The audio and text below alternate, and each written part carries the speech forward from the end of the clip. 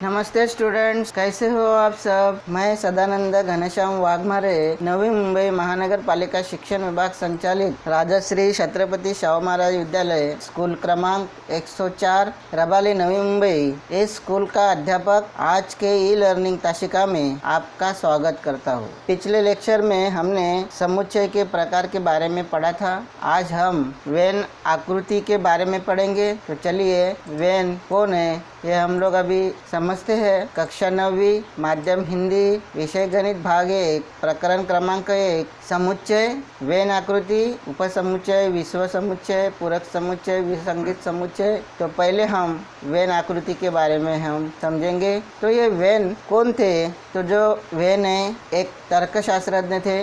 British में 1834 को उनका जन्म हुआ। इन्होंने तर्कशास्त्र तथा संभाव्यता इस विषयों को गणितीय रूप देने का काम किया। उनका लॉजिक ऑफ चांस यह पुस्तक प्रसिद्ध है। आकृति की सहायता से उन्होंने अपना एक तंत्र विकसित किया। समुच्चय लिखने के लिए उन्होंने बंदिस्त आकृति का उपयोग किया। वो जो बंदिस्त आकृति है, उन्हीं आकृतियों को वेन आकृति कहा जाता है उनके नाम से, क्योंकि उन्होंने वो तंत्र विकसित किया। तो वेन यह नाम वो आकृति को उन्होंने दिया। अलग अलग समुच्चय का संबंध समझने के लिए तथा समुच्चय पर आधारित उदाहरण हल करने के लिए इस आकृति का उन्होंने उपयोग किया। इन प्रकार की कोई भी बंदिस्त आकृतियों को वेन आकृति कहा जाता है। तो इस तरह से उन्होंने प्रथम इन आकृति का उपयोग किया, इसलिए उनका नाम इस आकृतियों को दिया। तो इस तरह के कोई भी आकृति को वेन आकृति कहा जाता है। अभी ये आकृति दिया है, लेकिन कोई भी आप बंदिस्त आकृति ले सकते हो। ये खाली मैंने दिखाया है, ये सब बंदिस्त आकृतियाँ है। तो देखते हैं उन्होंने इस आकृतियों को कैसा उपयोग किया। देखिए उदाहरण 1, ए बराबर, ऐसा हमको समुच्चय दिया ABCDE। तो ये जो समुच्चय है, समुच्चय के अंदर जो भी घटक दिए हैं, ये घटक इस आकृति में दिखाने का। तो ये आकृति हमने निकाला ओहल। अब कोई भी आकृति निकाल सकते हो इस तरह की। हमने ये आकृति लिया, इसमें अभी जो भी समुच्चय को इधर नाम दिया है वही लेने का।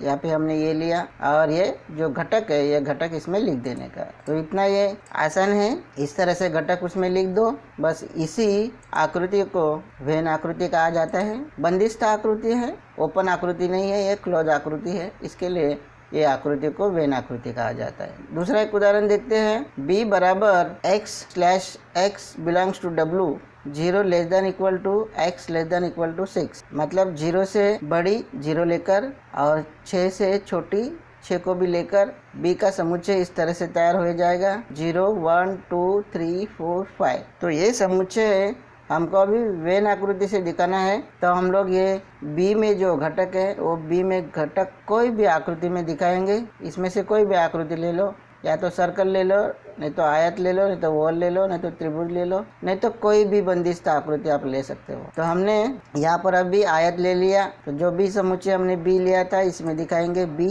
फिर इसमें जो भी घटक है वो भी दिखाएंगे यहाँ पर। तो 0 1 2 3 4, इस तरह से 5 6। तो ये होगी वेन आकृति। तो इस तरह से हमने वेन आकृति में समुच्चय कैसे दिखाना है, कैसे वेन आकृति का समुच्चय दिखाने के लिए उपयोग किया जाता है, ये हमने यहाँ पे सीखा। अभी उपसमुच्चय के बारे में पढ़ते हैं। उपसमुच्चय किसे कहते हैं? इसको इंग्लिश में सबसेट कहा जाता है। अभी ये उपसमुच्चय क्या है? यदि A और B दो समुच्चय है, समुच्चय B का प्रत्येक घटक समुच्चय A का भी घटक हो, तो समुच्चय B को समुच्चय A का उपसमुच्चय कहा जाता है। मतलब A और B समुच्चय दे रहेंगे और B का सब घटक A में रहेगा, तभी ये B उपसमुच्चय उसका होएगा। और ये उपसमुच्चय संबंध जो है, इस तरह से ये चिन्ह से दिखाते हैं।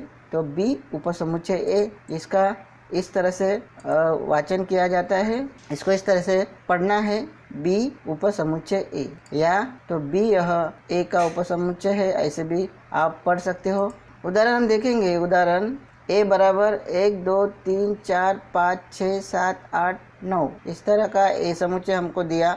अभी B का निरीक्षण कीजिए। आपको B बराबर 1 3 5 7 दिया। तो अभी हमको देखना है कि कौन से समुच्चय के पूरा घटक किस में है। देखिए B का निरीक्षण करेंगे तो 1 A में भी है, 3 ए में है, 5 भी ए में है और 7 भी ए में, मतलब बी का संपूर्ण घटक ए में है, इसके लिए बी यह उपसमुच्चय हो गया ए का। तो इस तरह से हम लोग कैसे लिखेंगे इसको, बी उपसमुच्चय ए।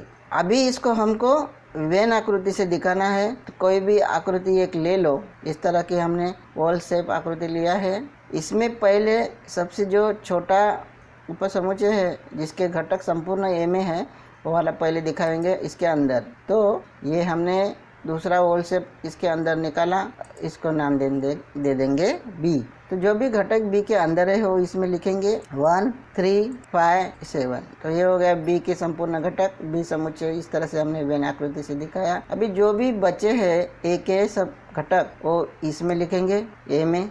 तो ये यहाँ पे लिखा, और इसमें से छोड़कर बाकी के जो घटक है इसमें लिख देंगे 2, बाद में 4, बाद में 8, बाद में 9। इस तरह से हम लोग वेन आकृति भी उपसमुच्चय की दिखा सकते हैं। दूसरा एक उदाहरण लेंगे हम, n बराबर प्राकृतिक संख्याओं का समुच्चय। हमको मालूम है प्राकृतिक संख्या कौन सी है, 1 से शुरुआत होके 1 से बढ़ती है, तो ये प्राकृतिक संख्या है सब, 1 2 3 4 5 6 ऐसे अनंत तक। और दूसरा जो समुच्चय है आय है पूर्णांक संख्याओं का समुच्चय। तो पूर्णांक संख्याओं में पॉजिटिव संख्या आती है, निगेटिव आती है और 0 आती है। तो इस तरह से ये संख्या आएगी। अभी हमको ये देखना है कि किस समुच्चय के सभी घटक किस में है, कौन से समुच्चय में है। तो हम लोग यहाँ पे निरीक्षण करके देख सकते हैं कि n के सब संख्याएं आय में है, इसके लिए n यह आय का उपसमुच्चय हो गया। तो इस तरह से लिखेंगे n उपसमुच्चय आय। तीसरा एक उदाहरण लेते हैं, p बराबर x/x यह 25 का वर्गमूल है। तो हम लोगों को मालूम है कि कोई भी वर्ग संख्या को 2 वर्गमूल होते हैं, क्योंकि उनका वर्ग करने पर 25 हमको मिलता है, एक पॉजिटिव एक निगेटिव। इसके लिए p में क्या आएगा, 25 का वर्गमूल। तो इस तरह से 25 का वर्गमूल आएगा p बराबर -5,5। अभी s समुच्चय यह हमको गुणवर्णन में दिया है, हम लोग सूची में करेंगे इसको। यहाँ पे क्या दिया है, यस यह y का ऐसा समुच्चय है कि y बिलोंग्स टू i मतलब पूर्णांक संख्या इंटीजर्स। तो y यह 5 से बड़ी, -5 से बड़ी और 5 से छोटी इस तरह की संख्या है। तो ये हमको s में मिलेगी। तो यस समुच्चय में आएगा -5, -4, -3, -2, -1 और ये सब संख्या आएगी 0 1 2 3 4 5। तो हमको देखना है कि कौन से घटक कौन से समुच्चय में पूरा है। तो p के सब पूरे घटक संपूर्ण घटक s में है, देखिए -5 और ये 5। इसके लिए p यह s का उपसमुच्चय, इस तरह से हम लिखेंगे। तो ये हो गया था समुच्चय के बारे में। अभी हम लोग चौथा एक उदाहरण पढ़ते हैं, निम्नलिखित समुच्चय के उपसमुच्चय लिखिए। समुच्चय हमको दिया है c बराबर a b c d e f g h इस तरह से। अभी हमको इसका c का उपसमुच्चय लिखना है। तो उपसमुच्चय कोई भी समुच्चय का लिखते समय इसमें का एक घटक कम करके लिखने का, तो वही उपसमुच्चय उसका हो जाएगा, क्योंकि ये घटक कम है और वही घटक है। इसके लिए कोई भी ले सकते हो, जैसे अभी यहाँ पे हमने a और c लिया, अब कोई भी इसमें से ले सकते हो। दूसरा ले लिया d g h, तीसरा ले लिया c। अब इसमें से कोई भी घटक ले सकते हो, वही उसका उपसमुच्चय हो जाएगा। तो ये उपसमुच्चय कैसे लिखते हैं दिए हुए समुच्चय से, इस तरह से। अभी इसमें कुछ इम्पोर्टेंट पॉइंट्स आपको ध्यान में रखना है। प्रत्येक समुच्चय स्वयं का उपसमुच्चय होता है खुद का, क्योंकि ये में जो घटक है तो ये में तो रहेगा, ये उपसमुच्चय ए का रहेगा ही, और बी का बी उपसमुच्चय रहेगा। तो खुद के साथ उपसमुच्चय होता है खुद का। रिक्त समुच्चय प्रत्येक समुच्चय का उपसमुच्चय होता है, क्योंकि उसमें कुछ घटक रहता ही नहीं है।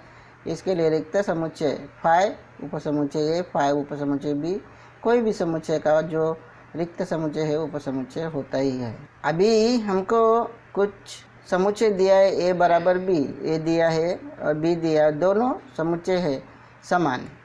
ऐसे दोनों समुच्चय समान मतलब क्या होता है, उसमें जो घटक है ये घटक संपूर्ण जैसे कि वैसे रहते हैं और उनका घटकों की संख्या भी समान होती है, इसके लिए ए बराबर बी। तो ऐसा रहेगा तो ये एक दूसरे के उपसमुच्चय होते हैं, ए का बी के साथ उपसमुच्चय और बी का ए के साथ, दोनों एक दूसरे के साथ उपसमुच्चय होते हैं। अभी इसका उल्टा, अगर ये दोनों उपसमुच्चय एक दूसरे के साथ, तो ये दोनों उपसमुच्चय समान होते हैं, ए बराबर बी। तो इस तरह से आपको ये जो पॉइंट्स, इंपॉर्टेंट पॉइंट्स है, ध्यान में रखना है। अभी एक तीसरा एक उपसमुच्चय है, वो पढ़ते हैं अभी। विश्व समुच्चय, यूनिवर्सल सेट किसको कहते हैं देखते हैं। ऐसा समुच्चय जो सभी समुच्चय के प्रत्येक घटक समष्ट करने वाले एक बड़े समुच्चय को ही विश्व समुच्चय कहा जाता है। बड़ा समुच्चय, विश्व मतलब पूरा यूनिवर्स, तो इसमें सब कुछ आता है जो पूरा वर्ल्ड को समष्ट करते हैं। जो भी घटक रहेंगे उसको ही विश्व समुच्चय कहते हैं। विश्व समुच्चय यह यू अक्षर से दर्शाते हैं। यू अक्षर वेन आकृति में विश्व समुच्चय सामान्यतः आयत से दर्शाते हैं, तो आकृति आयत का उपयोग करेंगे यू समुच्चय के लिए, और विश्व समुच्चय दर्शाने के लिए यू अक्षर यू का उपयोग करेंगे, आकृति आयत की उपयोग करेंगे। तो देखते हैं एक उदाहरण। कक्षा 9वीं के सभी टुकड़ियों में से खो खो खेलने वाले विद्यार्थियों में से 12 विद्यार्थियों का संघ चुनना है। तो इस तरह से कक्षा 9वीं के टुकड़ियाँ होती है, बहुत सारी टुकड़ियाँ होती है, उसमें खो खो खेलने वाले बहुत सारे बच्चे होते हैं, लेकिन उस बच्चों में से, विद्यार्थियों में से हम लोगों को एक संघ बनाना है, तो हमने उसमें से 12 विद्यार्थी चुने हैं। तो खो खो खेलने वाले सभी खिलाड़ियों का संघ जो है, सभी खिलाड़ी मतलब कक्षा 9वीं में जो भी खिलाड़ी है वो सभी खिलाड़ियों का संघ जो होता है वो विश्व समुच्चय होता है। तो कक्षा 9वीं के सभी टुकड़ों में के खो खो खेलने वाले सभी विद्यार्थी ये आयत में दिखाए, और एक जो संघ है उसमें से हमने चुना 12 विद्यार्थियों का, तो खो खो का संघ। तो इस तरह से ये विश्व समुच्चय हुआ और ये उसका उपसमुच्चय हो गया। तो अभी हम दूसरा एक उदाहरण देखते हैं। माना कि u बराबर 1 से लेकर 15 तक हमको संख्या दी है यहाँ पर u में, मतलब विश्व समुच्चय में, और यदि a बराबर 1 3 5 7 9 11 13 15 ऐसा है, और b में 2 4 6 8 10 12 14 है। अभी हमको बोला है कि u यह a तथा समुच्चय b का विश्व समुच्चय है क्या नहीं। हम लोग देखते हैं, इधर देखिए a में इस संख्याएं दी है, तो ये सब संख्या है u में है क्या देखना है आपको। तो देखिए 1 है, 3 है, 5 है, 7 है, 9 है, 11 है, 13 भी है, 15 भी है। इस तरह से ये सब संख्या है एक ही इसमें है, इसके लिए a का ये u विश्व समुच्चय हो गया। b का भी देखिए 2 4 6 8 10 12 14, ये भी सब घटक u में है, इसके लिए u यह b का भी विश्व समुच्चय हो गया। तो इसका मतलब है कि ये समुच्चय u का उपसमुच्चय हो गया, दूसरा b भी u का उपसमुच्चय हो गया, इसके लिए वो u यह विश्व समुच्चय है। अभी ये वाला एक समुच्चय है, इसको भी हम लोग पढ़ते हैं, पूरक समुच्चय, कॉम्प्लीमेंट ऑफ ए सेट। वे कॉम्प्लीमेंट ऑफ सेट किससे कहते हैं वो हम लोग समझते हैं, अभी थोड़ा उसको भी समझते हैं। माना कि u यह विश्व समुच्चय है यदि b उपसमुच्चय u समुच्चय b में शामिल नहीं होने वाला परंतु विश्व समुच्चय में समष्ट होने वाले घटकों के समुच्चय को समुच्चय b का पूरक समुच्चय कहते हैं। इसका मीनिंग है कि अगर हमको विश्व समुच्चय कोई दिया है और b एक समुच्चय दिया है, तो b का घटक छोड़ के जो भी समुच्चय हम लिखेंगे वो समुच्चय को b का पूरक समुच्चय कहते हैं। तो पूरक समुच्चय यह b डैश या तो b कॉम्प्लीमेंट ऐसे दर्शाया जाता है, b कॉम्प्लीमेंट b के ऊपर ऐसा c छोटा निकाल के दर्शाया जाता है। तो ये पूरक समुच्चय दिखाने का ही सिंबल है। अभी उदाहरण के तौर पर देखते हैं। माना कि यदि u बराबर 1 2 3 4 5 6 7 8 9 10 ऐसी संख्याएँ दी है, u में दिया है मतलब विश्व समुच्चय, और एक समुच्चय दिया है a बराबर 2 4 6 8 10। अभी ये का हमको पूरक समुच्चय लेना है। अभी ए का पूरक समुच्चय हमको लेना है, मतलब क्या करना है, ए के सभी घटक छोड़ के जो भी इसमें से बचेंगे u में से वो ए डैश में लिखेंगे, ए कॉम्प्लीमेंट में लिखेंगे। तो इसका सब घटक छोड़ दो ए का, और बाकी बचा हुआ u में से ले लो। तो हमने 1 ले लिया, 3 ले लिया, 5 ले लिया, 7 ले लिया और 9 ले लिया। इस तरह से जो भी समुच्चय बनता है वो समुच्चय पूरक समुच्चय होता है। तो हमने ए का पूरक समुच्चय ए सी यहाँ पर ऐसे दिया है, लिया है। तो इस तरह से कोई भी पूरक समुच्चय हमको कैसे लिखना है, किस में से लिखना है, यू में से। तो इसका भी संबंध हम लोग ये आकृति से दिखाएंगे, वेन आकृति से। तो वेन आकृति दिखाते समय हमको विश्व समुच्चय दिया है, इसके लिए विश्व समुच्चय के लिए आयत की आकृति दिखाएंगे।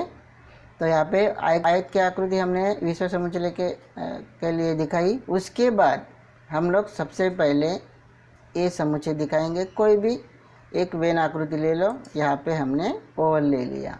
तो इसमें हम ए का घटक लिखेंगे।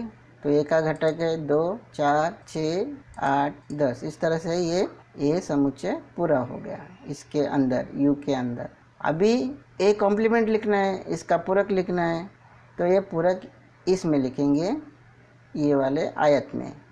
तो हम यहाँ पे ए सी, तो इसका घटक लिखते हैं 1, 3, 5, 7, 9।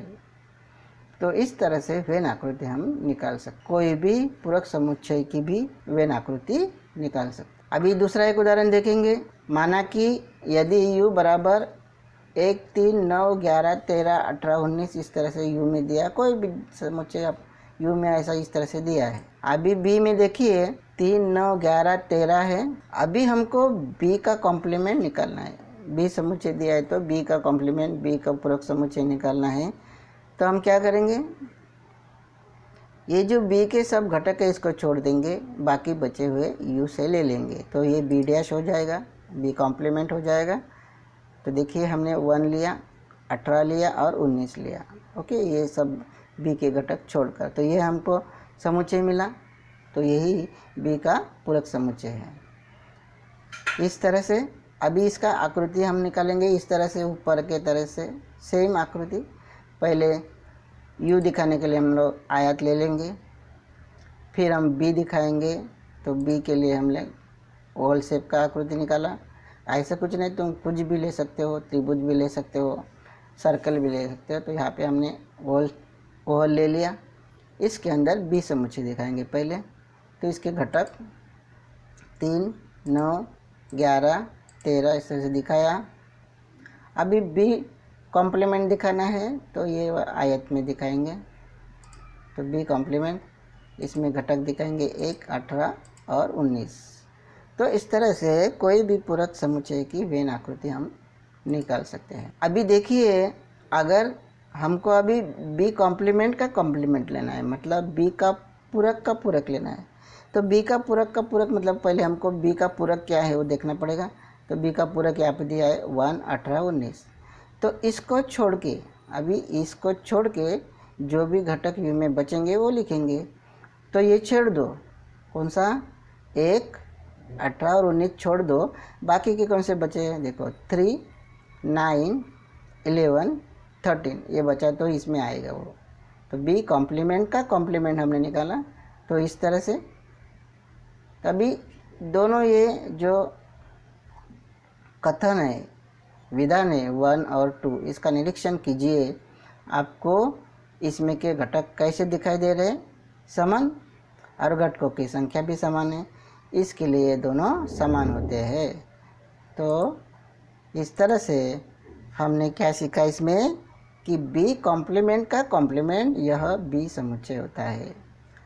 तो इस तरह से पूरक समुच्चय का हमने पढ़ाई किया। अभी हम और कुछ उदाहरण सीखेंगे ताकि आपके पूरा समझ में और आएगा।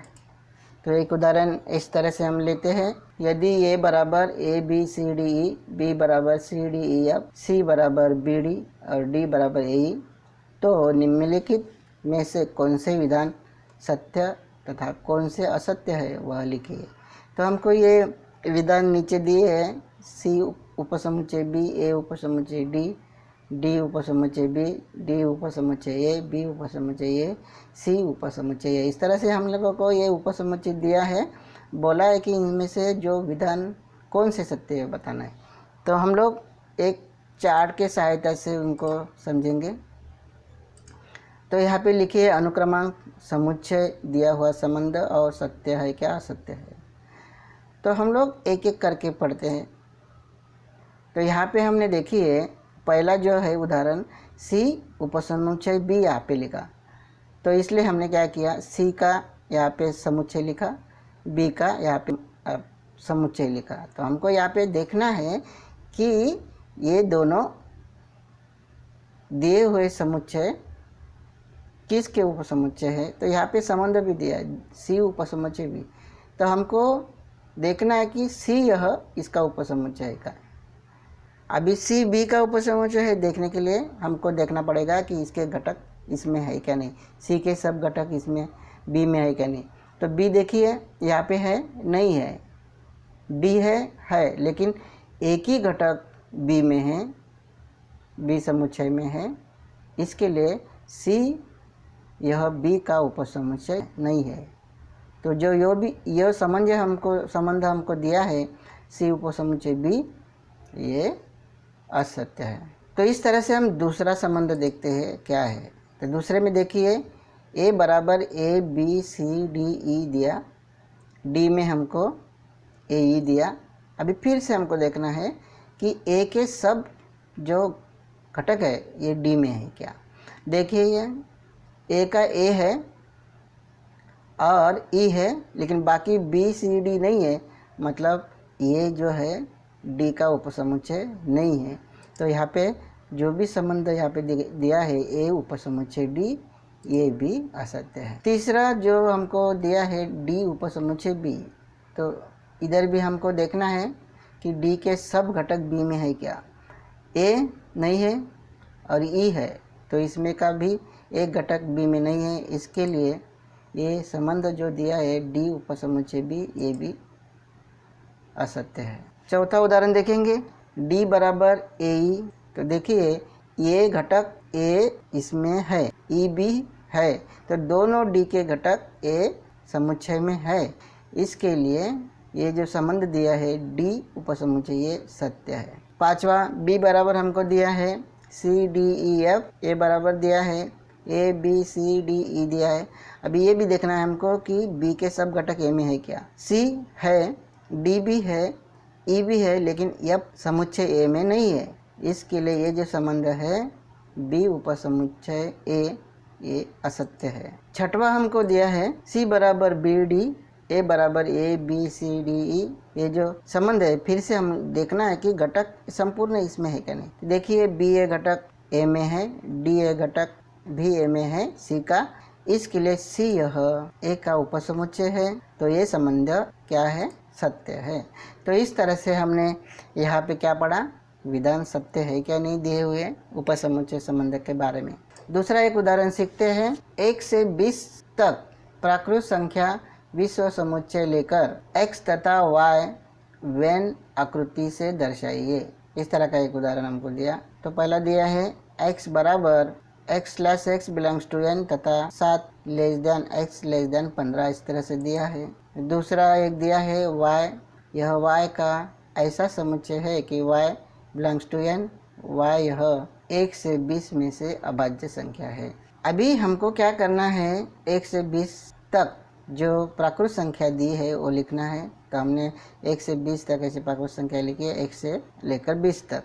1 2 3 4 5 6 7 8 9 10 11 12 13 14 15 16 17 18 19 20, इस तरह से। अभी दूसरा y देखिए, y बिलोंग्स टू n है और 1 से 20 की अभाज्य संख्या चाहिए। तो हमको 1 से 20 की अभाज्य संख्या हम लोग y में लिखेंगे। x में क्या लिखेंगे, 7 से बड़ी और 15 से छोटी, तो x में ये आएगा x बराबर 8 9 10 11 12 13 14।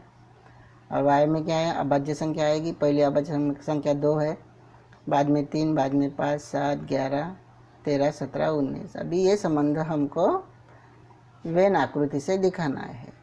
तो हम लोग वेन आकृति से दिखाएंगे। तो पहले u दिखाने के लिए आयत का उपयोग करेंगे। तो आयत या आकृति हमने पहले निकाला u दर्शाने के लिए। उसके बाद हम क्या करेंगे, x समुच्चय दिखाएंगे। तो हम लोग x दिखाने के लिए सर्कल का उपयोग किया, वृत्त का उपयोग किया इसमें हम, और दूसरा एक सर्कल हमने निकाला दूसरे समुच्चय y दिखाने के लिए। अभी हमने एक दूसरे को ये ओवरलैप क्यों किया ऐसा, क्योंकि इसमें कुछ घटक समान है। तो इसमें कुछ घटक समान है, जब भी ऐसा रहेगा तभी ऐसा ओवरलैप करके दिखाना है दोनों वेन आकृतियों को। तो हमने सर्कल को ओवरलैप करके दिखाया, तो यहाँ पे एक कॉमन भाग मिला है, तो इसमें हम 11 और 13 लिखेंगे। बाद में x का जो भी घटक बचा है वो x में लिखेंगे यहाँ पर। तो यहाँ पे हमने लिखा 8, 9, 10, 12 और 14। y में जो है घटक बचे हुए वो लिखेंगे। तो पहला 2, 3, 5, 7, 17 और 19। इस तरह से हमने दोनों समुच्चय को दिखाया वेन आकृति से। और अभी इसमें से जो भी घटक बचे हुए रहेंगे तो इसमें हमको लिखना है, ये जो पार्ट है, खाली पार्ट है, उसमें हमको लिखना है। लेकिन कुछ भी नहीं बचा तो नहीं लिखने का, लेकिन बचा है, एक बचा है, इसके लिए हमने 1 लिखा। और कौन सा बचा है? 4 लिखा, 6 लिखा, 15 लिखा, 16 लिखा, 18 लिखा और 20 लिखा। इस तरह से हमने ये जो भी बचे हुए संख्याएं है ये इसमें लिखने का। तो ये U पूरा हो जाता है, विश्व समुच्चय पूरा हो जाता है। इस तरह से हमको ये वेन आकृति का उपयोग करना है समुच्चय दिखाने के लिए। अभी तीसरा उदाहरण देखते हैं। U बराबर ये संख्या दी है 1, 2, 3, 7, 8, 9, 10, 11, 12 इस तरह से। और P बराबर 1, 3, 7, 10। अभी बोला है U P तथा P डैश वेन आकृति से दर्शाइए। और दूसरा दिया है P कॉम्प्लीमेंट का कॉम्प्लीमेंट P की जांच कीजिए। तो इसकी जांच हमको करना है। तो ये वाली कैसे हो जाएगी, हम लोग क्या करेंगे पहले देखते हैं। तो हम लोग यहाँ पे जो भी समुच्चय हमको दिए उसके नीचे लिखेंगे हल में। तो U बराबर 1, 2, 3, 7, 8, 9, 10, 11, 12। उसके बाद में P समुच्चय दिया वो लिखेंगे 1, 3, 7, 10। और उसके बाद में अभी इसका P का हमको कॉम्प्लीमेंट लिखना है, मतलब P डैश लिखना है। तो P का कॉम्प्लीमेंट लिखेंगे तो ये वाले घटक छोड़ के लिखेंगे 1, 3, 7, 10 छोड़ के P डैश में। तो 2, 8, 9, 11 और 12 इस तरह से P डैश मिलेगा। हमने ये P डैश निकाला। अभी ये वेन आकृति से हमको दर्शाना है। तो पहले यहाँ पे U दिया है, इसके लिए आयत की आकृति पहले हम निकालेंगे। उसके बाद में ये P यह समुच्चय दिखाएंगे कोई भी आकृति से। तो हमने ये सर्कल लिया यहाँ पर, इसके अंदर P के घटक दिखाएंगे। तो P के घटक कौन से? 1, 3, 7, 10 और P डैश के घटक इस आयत में दिखाएंगे। तो कौन से 2, 8, 9, 11 और 12। ओके, इस तरह से हमको ये वेन आकृति निकालना है। अभी ये संबंध हमको जांच करना है कि P डैश का डैश मतलब है P कॉम्प्लीमेंट का कॉम्प्लीमेंट, P पूरक का पूरक, ऐसे निकालना है। तो P पूरक कौन सा है पहले देखना है। तो इसका पूरक का पूरक निकालना है, P डैश का डैश। ये निकालने के लिए हमको क्या करना पड़ेगा, यहाँ पर इसका ये जो घटक है ये घटक छोड़ के इसमें के जो भी घटक बचते हैं वो लिखेंगे।